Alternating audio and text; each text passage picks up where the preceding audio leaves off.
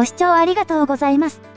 今回はあまりに深すぎる地下鉄駅のご紹介です。国内の地下鉄で最も深い場所に駅ができた理由とその変わった構造、そして深くて複雑な駅が便利になる裏技をわかりやすい映像で解説します。私が今乗っているのは都営地下鉄大江戸線の六本木都庁前経由光が丘行き列車です。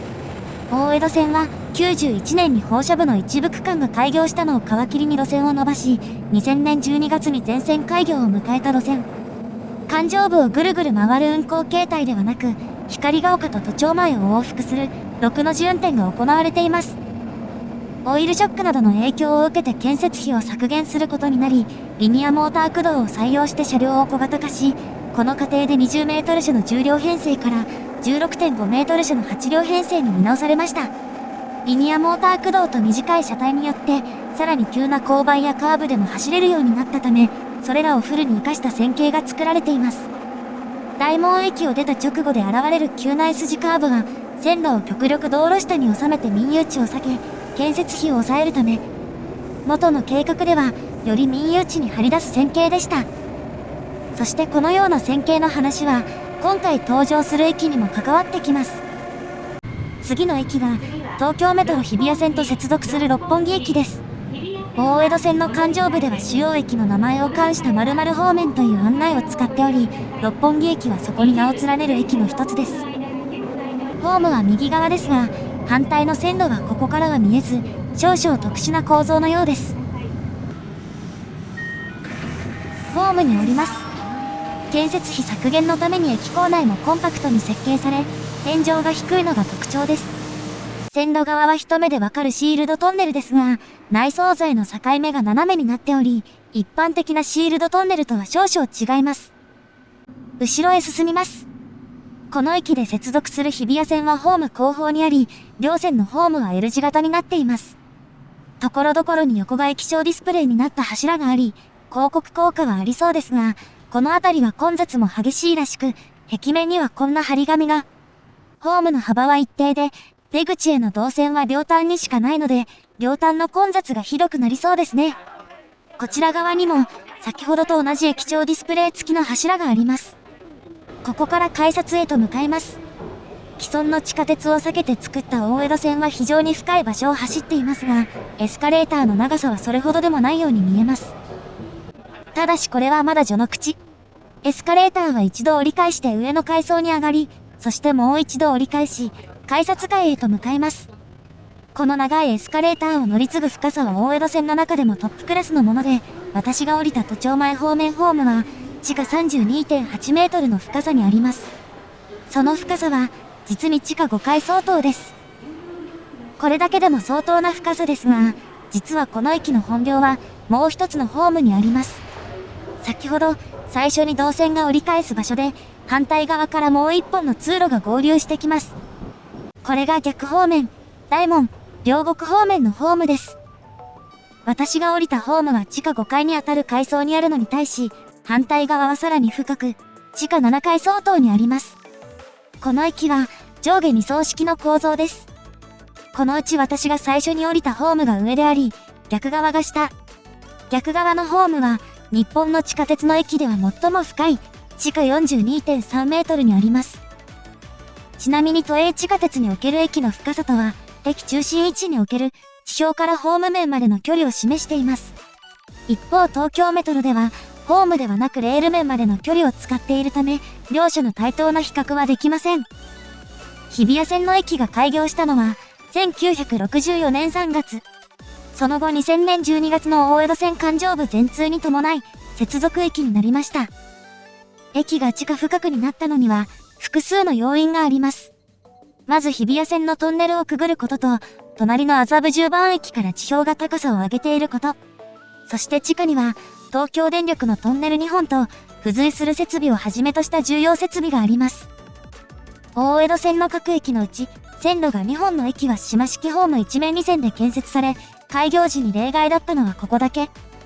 六本木駅が一面2線にならなかったのは、道路幅が狭く、設備を横一線にできなかったのも理由です。そして駅南側の道路幅が狭く、トンネルが上下に並んで駅につながることから、ホームも上下2層式になりました。トンネルの建設にあたっては、東電のトンネルへの影響を抑えるためにもトンネル断面を小さくする必要があったため、世界で初めて4台のシールドマシンを組み合わせる工法が採用されました。線路とホームがそれぞれ大きなマシンで掘られ、境目の柱の上下にミニサイズのマシンが取り付いています。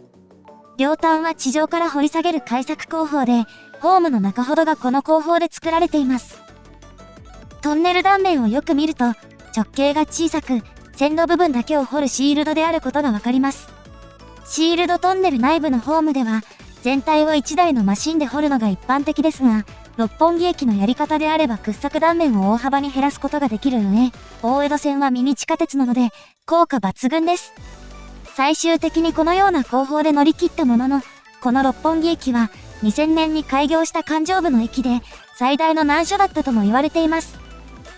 なお、六本木駅の前後は、当初の計画ではルートが今とは異なっていました。急カーブや急勾配に強いリニアモーター駆動の採用に加え、車体の長さも短くしたことで、小回りの利く線形を作れる特徴がフルに活かされています。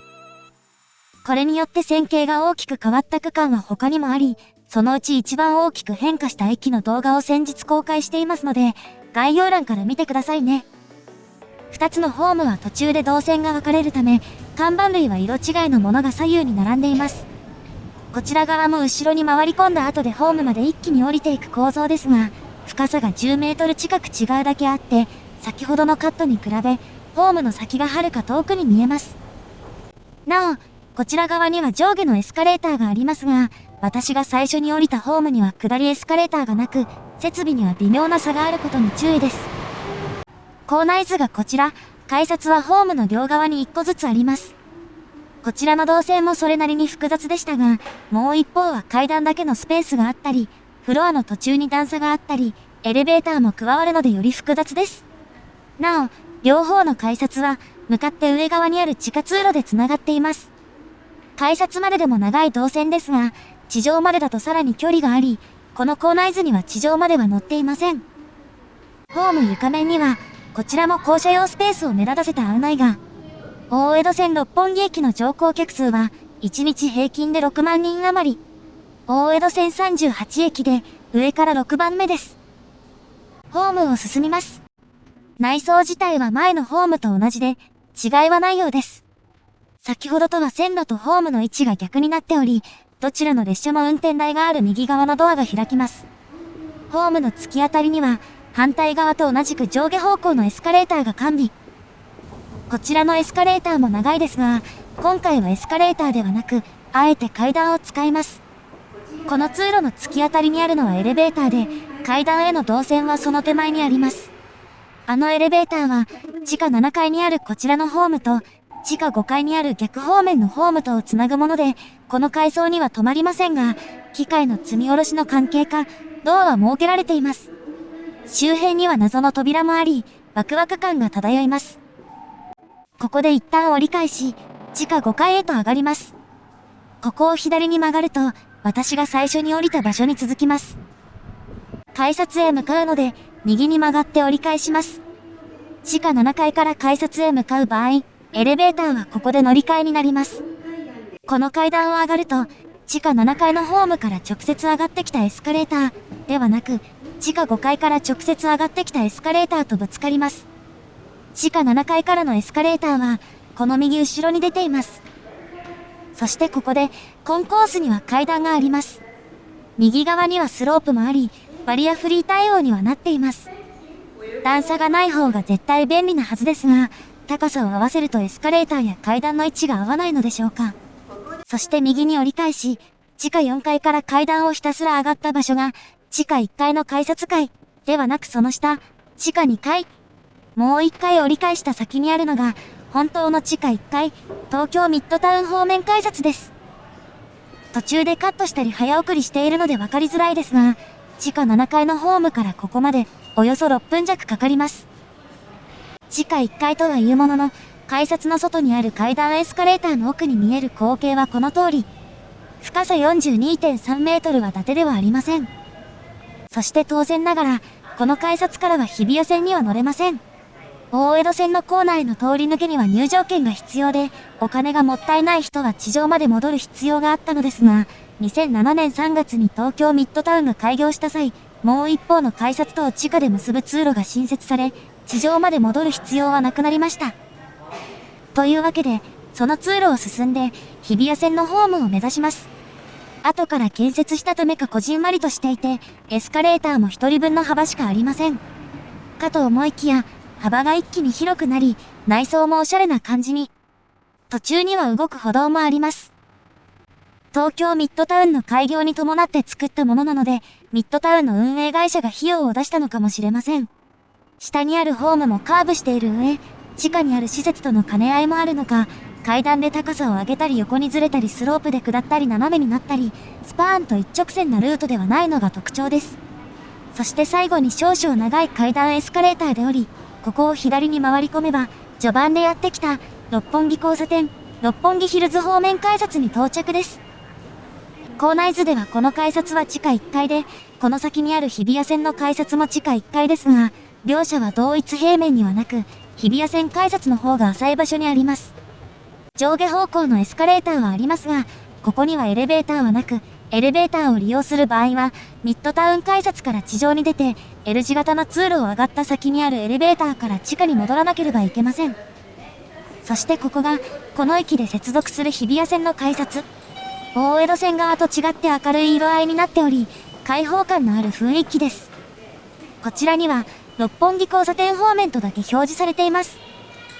六本木ヒルズはこの改札の反対側にあるため、ここからさらに歩かなければいけません。日比谷線は大江戸線と違い、今でも地下で2つの改札を行き来できないため、地上に出る必要があります。日比谷線の改札は大江戸線に比べて浅いですが、それでも結構距離があり、エスカレーターもありません。もちろん地上経由でも六本木ヒルズへは行けますが、日比谷線のホームを通って向かいます。日比谷線は東京でも比較的初期に作られた路線で、ホームは2面2線の相対式。開業した1964年当時は東京ミッドタウンも六本木ヒルズもなかったため、他の駅とそれほど変わらない設備でしたが、大江戸線開業で混雑が激化すると見込まれたため、駅構内の動線が増やされました。エスカレーターの間に柱があるのは、設備が後から改修されたからです。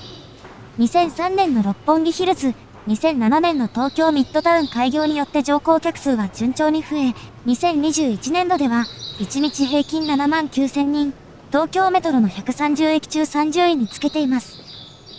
日比谷線の各駅はホームの両端に改札がある駅が多く、それらの車両が混雑するため、左側にはホームの少し先までつながる通路が追加で掘られています。そしてこの先にある通路も、後から掘られたもの。上の階層に上がってから反対側に移り、改札へつながるという、変わった動線をしています。そしてその奥の階段を上がった先にあるのが、六本木ヒルズに一番近い、西麻布方面改札。改良工事で広げられていますが、元はそれほど大きい改札でなかったことが伺えます。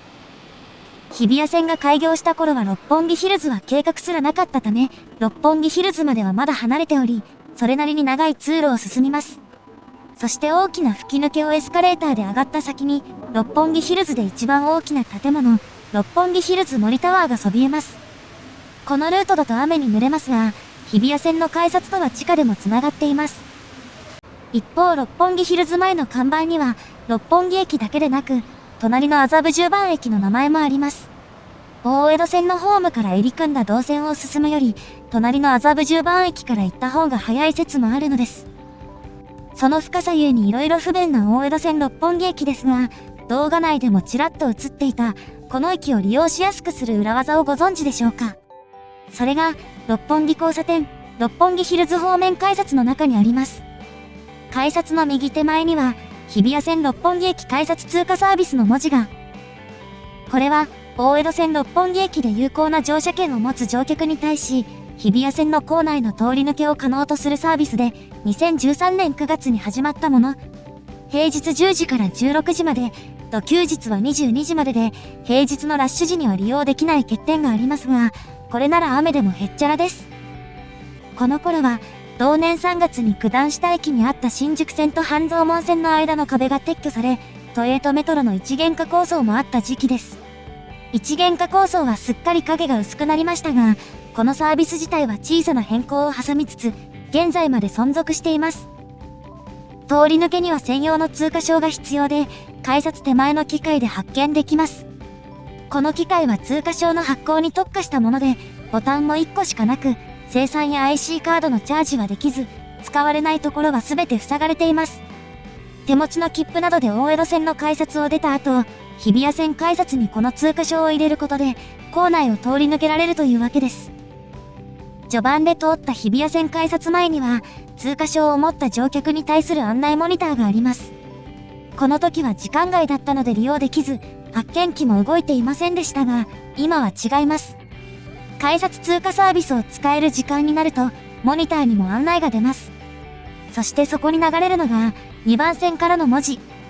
どこでも好きに通れるようにはせず、相対式の構造を生かして動線を一方通行にすることで、構内の混雑を防止しています。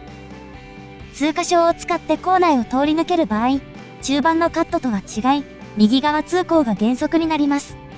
また、途中でもホームの外側を回り込む動線になっているなど、利便性を維持しつつ混雑悪化を避ける難しい運用が伺えます。